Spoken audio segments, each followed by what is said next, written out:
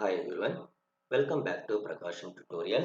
In this video, I am going to discuss about one more example of the spectral characteristics of a random process. The example is the power spectral density of a random process is Sxx of omega is equal to pi for mod omega less than 1 and 0 elsewhere.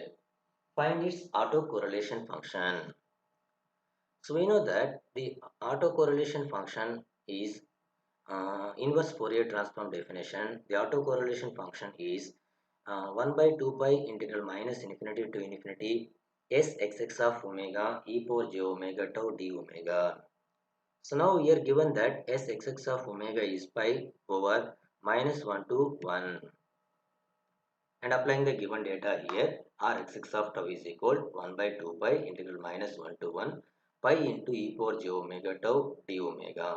So pi is constant. So now here the numerator and denominator pi is cancelled. E power j omega tau integration with respect to omega, e power j omega tau by j tau over minus 1 to 1. Now substitute upper value of omega and lower value of omega, we get 1 by 2j tau into e power j tau minus e power minus j tau. So this within the bracket term is the 2j sin tau. Numerator and denominator 2j is the cancel.